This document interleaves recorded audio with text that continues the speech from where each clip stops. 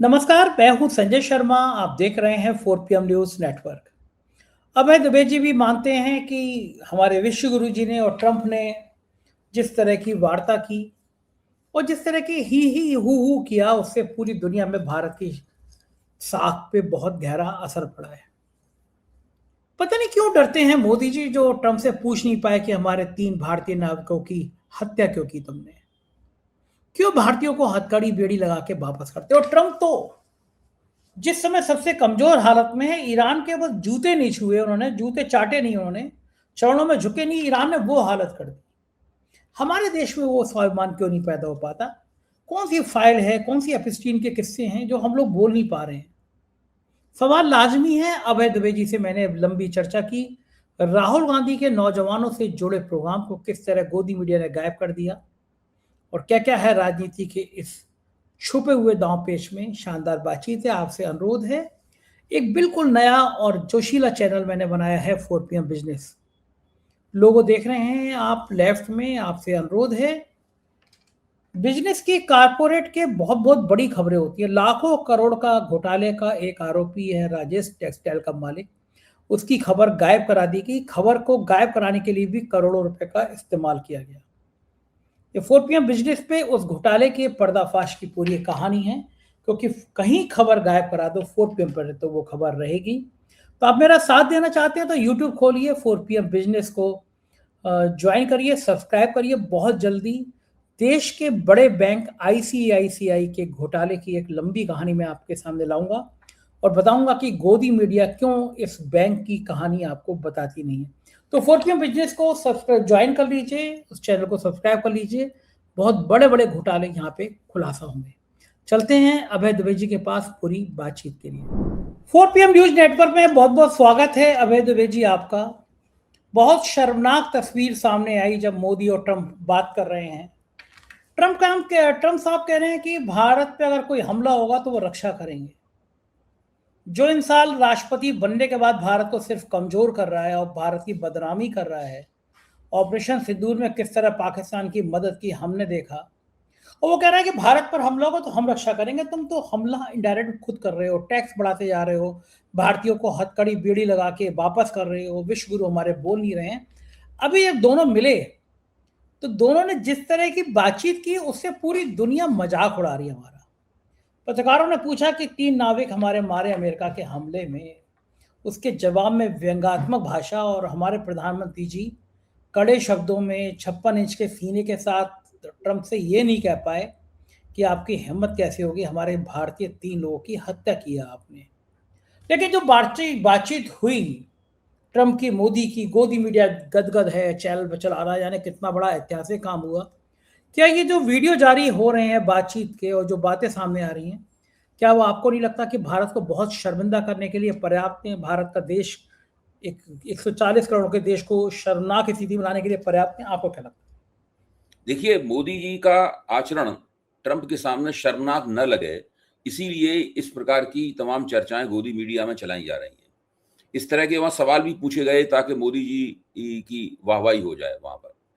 और उन हमारे एक वरिष्ठ पत्रकार मित्र ने बताया कि जब वो उन सवालों को सुन रहे थे, तो उन आवाज़ों से उन्होंने पहचान लिया कि वो पत्रकार कौन से हैं जो इस प्रकार के सवाल पूछ रहे थे। आप इससे अंदाज़ा लगाइए, और ताकि मोदी जी की वाहवाही हो जाए। अब आप थोड़ी तुलना कीजिए कि अमेरिका के राष्ट्रपति बुश जूनियर भारत के प्रधानमंत्री मनमोहन सिंह के साथ में न्यूक्लियर डील, एटमी समझौते के ऊपर बातचीत कर रहे हैं। दोनों देशों के बीच में एक ऐतिहासिक न्यूक्लियर डील होती है 2009 के चुनाव की पूर्व संध्या पर। कांग्रेस के भीतर से दबाव है कि आप ये न्यूक्लियर डील नहीं होने देंगे। वामपंथियों ने भी दबाव डाला हुआ है।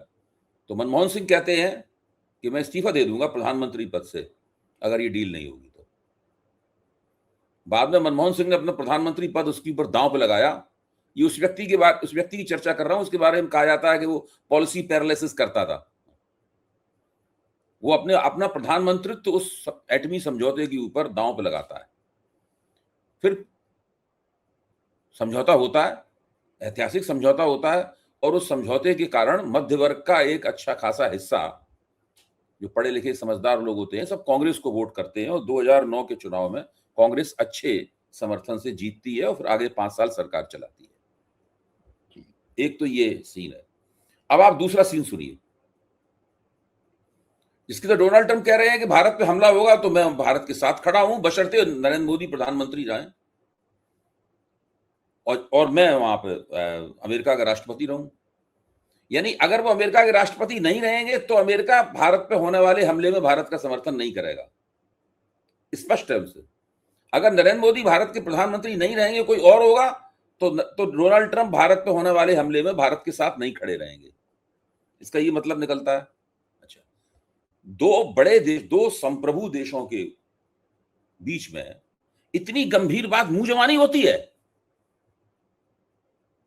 ये कोई ऐसी बात है जब हम आपको अपने घर पे बुलाएं और आपसे कहें कि भाई चलिए, आपने खिचड़ी खिलाई थी, हम आपको तहरी खिला देते हैं? सही बात है। ये क्या बात रही? इस तरीके से होता है कोई?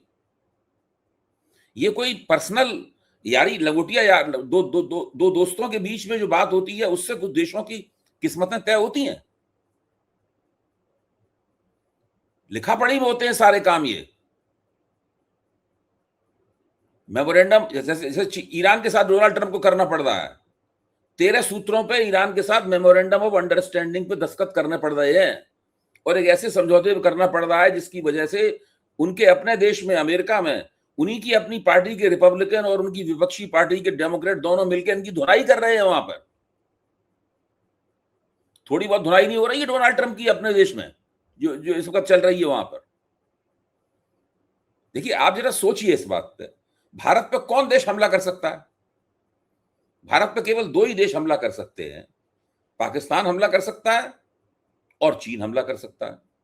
ये दोनों देश पहले भी हमला कर चुके हैं। भारत के दोनों देशों से युद्ध हो चुके हैं। चीन के साथ अभी भी भारत का काफी जबरदस्त और गंभीर सीमा विवाद है। सब लोग जानते हैं इस बात को। ये चीज रिकॉर्ड में दर्ज है, कौन इससे इनकार कर सकता है? पाकिस्तान के साथ तो हम लोग कई युद्ध लड़ चुके हैं। उस चक्कर में पाकिस्तान का आधा हिस्सा खत्म भी हो चुका है। पाकिस्तान नहीं रह गया, वो हिस्सा बांग्लादेश बन गया। ऐसी परिस्थिति में दक्षिण एशिया है, ये दक्षिण एशिया, साउथ एशिया है। क्या नेपाल भारत के ऊपर हमला करेगा? वहां में अमेरिका की मदद चाहिए। श्रीलंका भारत पे हमला करेगा, अमेरिका की मदद चाहिए। बर्मा भारत पे हमला करेगा, अमेरिका की मदद हमें चाहिए। कौन सा देश भारत के ऊपर हमला करेगा? और देखिए कितनी गंभीर बात है, उसको इतने हल्के और छिछले तरीके से अंतर्राष्ट्रीय मंच पर पेश किया जा रहा है, जैसे कि हम लोग आपस में हंसी मजाक कर रहे हों। और हमारा प्रधानमंत्री जो है वो इन बातों को सुन लेता है और इन बातों को जवाब नहीं देता। अगर हमसे कोई उल्टा सीधा मजाक करे तो मैं किसी ना किसी रूप में तो उससे कहूंगा ही कि ये बात जमी नहीं भाई आपकी। मैं कहूंगा मैं आपकी बात का सम्मान करता हूं, आप मेरे दोस्त हैं, मैं आपका दोस्त हूं, लेकिन ये बात आपकी नहीं जमी है। मैं आपको कुछ तो कहना चाहिए, किसी रूप में कहना चाहिए। कहीं ऐसा दुनिया में होता है? जब आप अनौपचारिक किस्म की बातचीत कर रहे हो वो एक अलग बात है। आप मान लीजिए लंच पे मिले हैं आपस में, आप नाश्ते पे मिले हैं, आप डिनर पे मिले हैं आपस में, आप कोई अनौपचारिक किस्म का आदान प्रदान कर रहे हैं, वो एक अलग बात है। लेकिन एक ऐसा आदान प्रदान जो कि रिकॉर्ड पे दर्ज है, जो मीडिया के सामने हो रहा है, आपके पीछे आपका झंडा लगा हुआ है, डोनाल्ड ट्रंप के पीछे अमेरिका का झंडा लगा हुआ है, आपके साथ लाइन में आपके विदेश मंत्री बैठे हुए हैं, आपके राष्ट्रीय सुरक्षा सलाहकार बैठे हुए हैं, आपके विदेश सचिव बैठे हुए हैं, अजीत डोभाल, जयशंकर और मिस्त्री, विक्रम मिस्त्री, ये तीनों बैठे हुए हैं मिस्त्री आपके सामने। और डोनाल्ड ट्रंप के सामने उनके विदेश मंत्री ये सब बैठे हुए हैं वहां पे। आप सोचिए, इतने ऐसे गंभीर माहौल में जहां सब बातें औपचारिक होती हैं, लिखित रूप से होती हैं, दस्तावेज बंद होता है, रिकॉर्ड बनता है, इतिहास में जाता है, वहां पर अमेरिका का राष्ट्रपति और भारत के प्रधानमंत्री छिछली किस्म की हल्की बातें कर रहे हैं ताकि मीडिया में उनकी वाहवाही हो सके। कितनी इच्छा है मीडिया में वाहवाही करवाने की। 12 साल हो गए मीडिया में वाहवाही हो रही, 12 साल से मुतवातिर ये व्यक्ति मीडिया में अपनी वाहवाही करवा रहा है। सोचिए आप जरा, कितना करवाएगा वाहवाही। कोई हर चीज की कोई सीमा होती है। कोई भी मौका हो, हर जगह तस्वीर खिंचवानी है, हर जगह चेहरा चमकाना है, हर जगह खीसें दिखानी है, हर जगह हाथ हिलाने हैं, हर जगह अपनी वाहवाही करवानी है। बेवकूफ और जलील किस्म के पत्रकार वहां पर जाकर इस तरह के घटिया सवाल पूछते हैं। खुद भी नहीं लगता कि तमाम दुनिया में गंभीर लोगों के सामने हम गंभीर लोग कितने भारत के प्रधानमंत्री के आचरण से कितने शर्मसार हो गए हो। एक मूर्ख किस्म का फिल्म एक्टर बैठा हुआ है इंटरव्यू लेने के लिए, आप कल्पना की वो पूछ रहा है कि आप आम छील के खाते हैं, काट के खाते हैं, मतलब इस प्रकार की तमाम बातें होती हैं। भाई ठीक है, वो बेवकूफ है तो आप एक बेवकूफ को इंटरव्यू क्यों दे रहे हैं?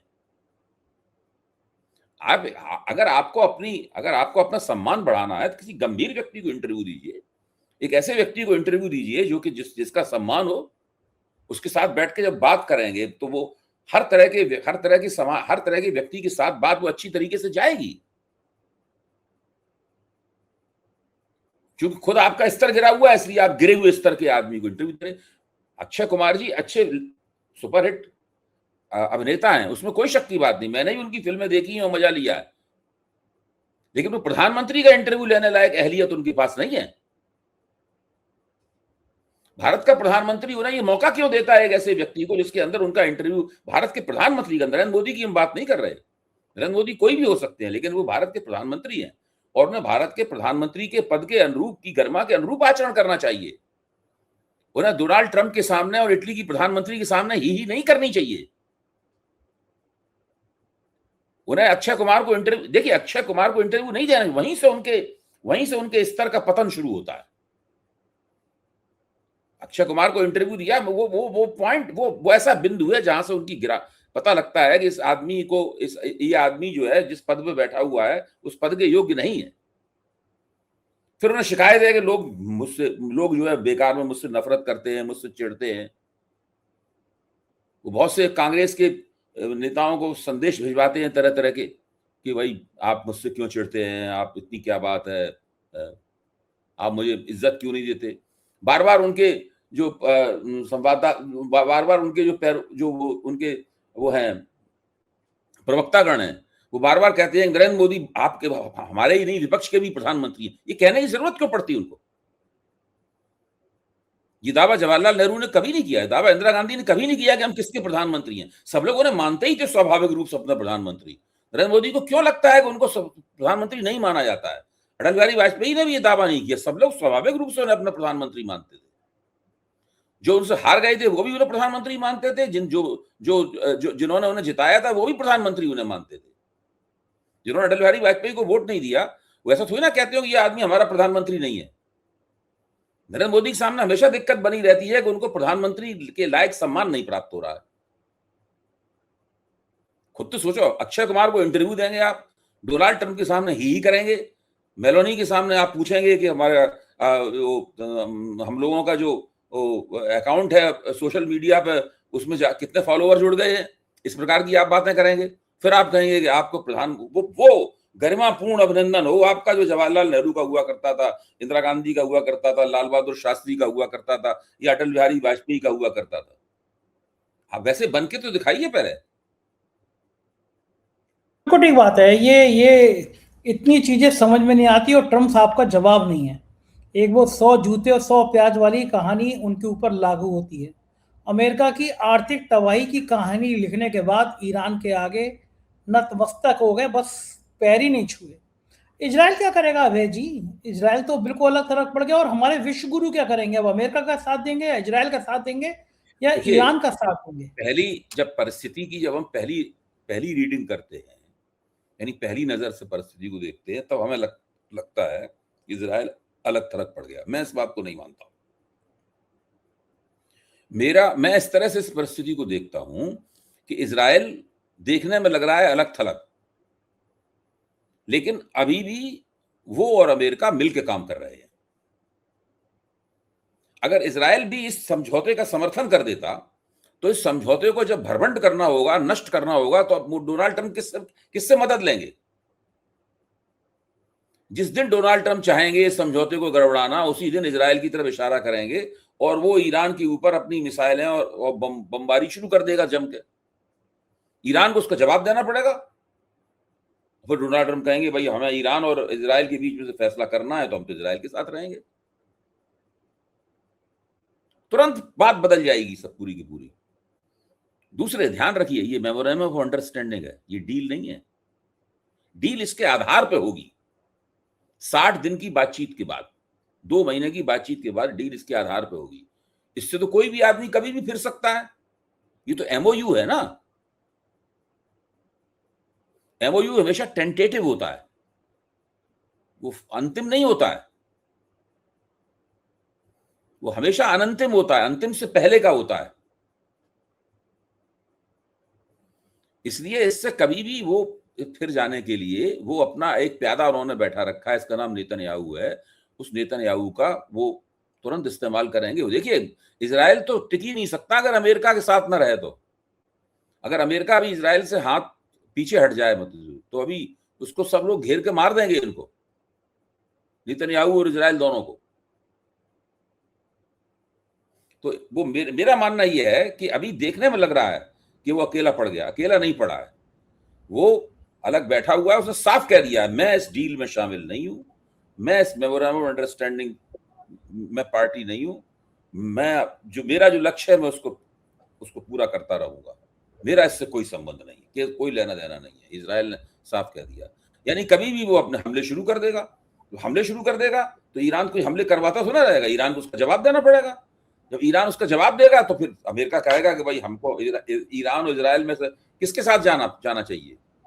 अमेरिका में कितनी जबरदस्त यहूदी लॉबी है।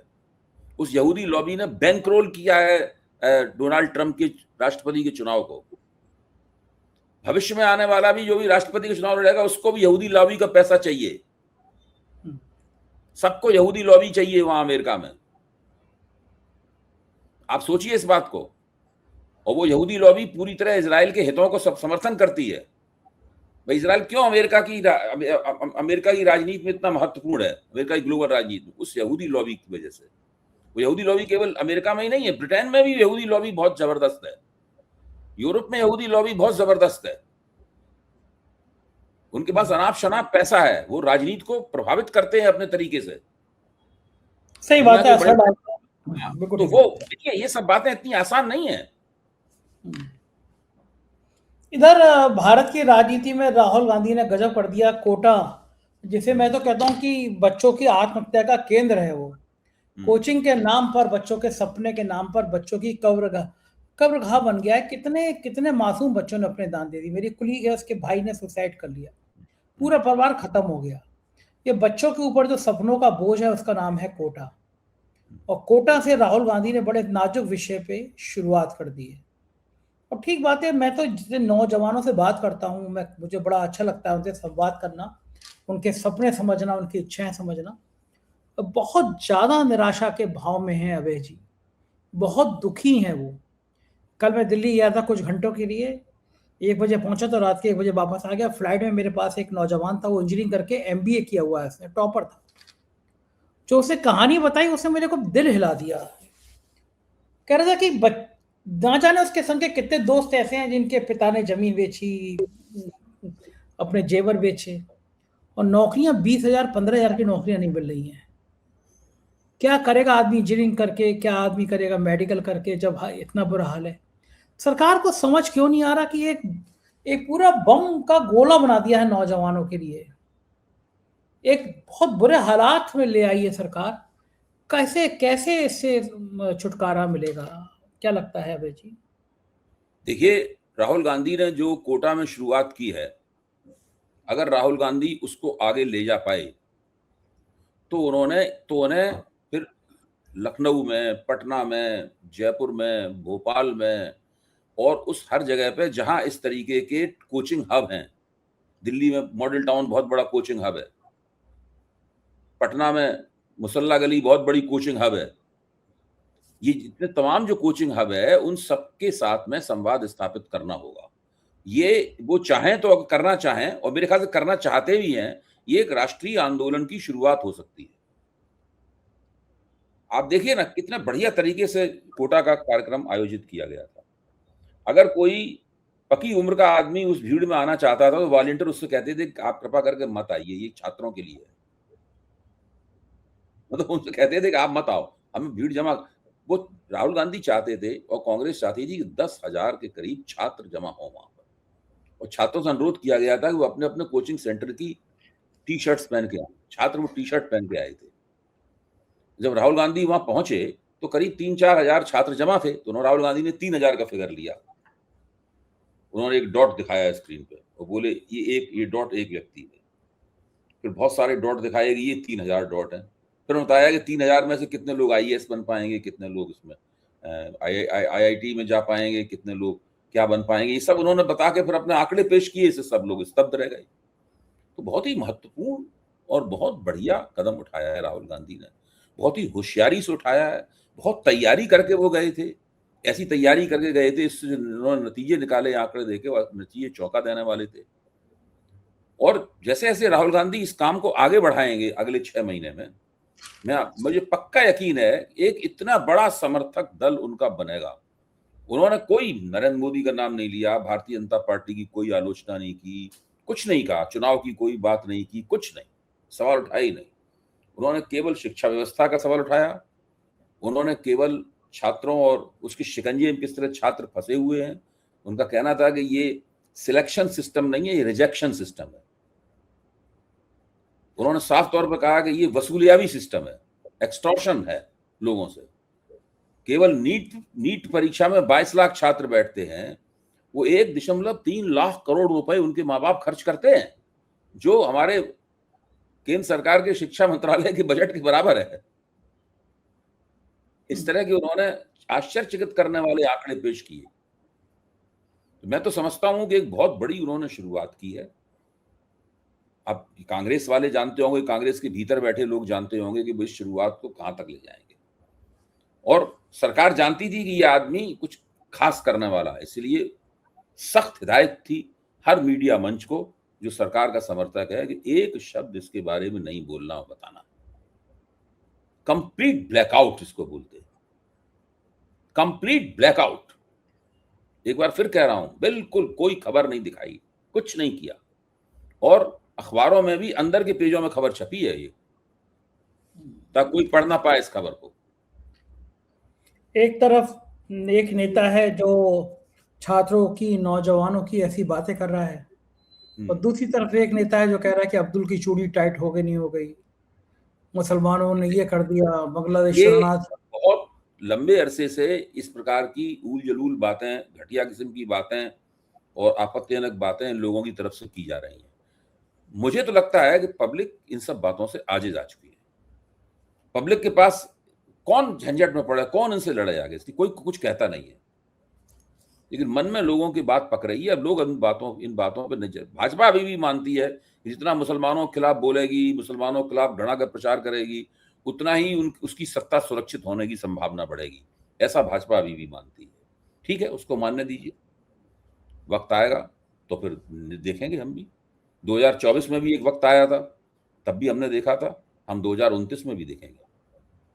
अच्छा, ये चंद्रबाबू नायडू और नीतीश से पलड़ा झाड़ना है क्या, जो सांसदों को तोड़ने में लग गए?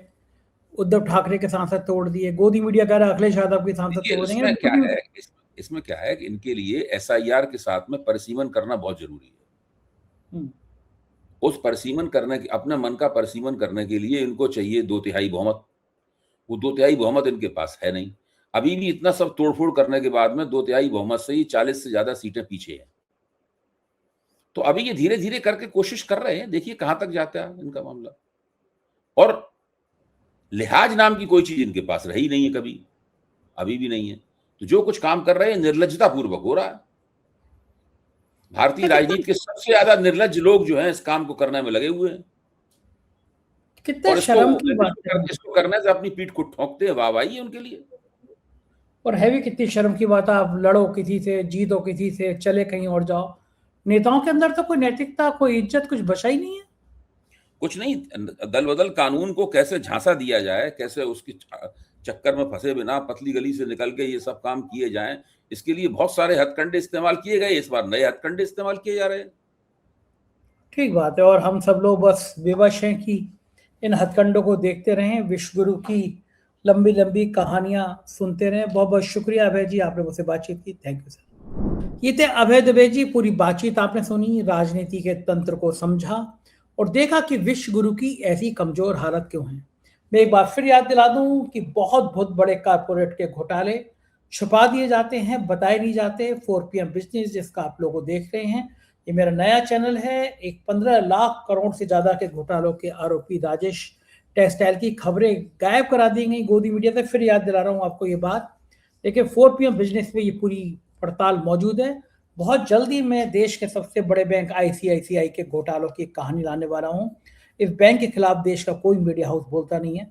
तो जल्दी से YouTube खोलिए, 4PM बिजनेस ऑन करिए, सब्सक्राइब करिए और देश के ऐसे काले कारनामों की कहानी मुझसे सुनते रहिए। शुक्रिया, थैंक यू।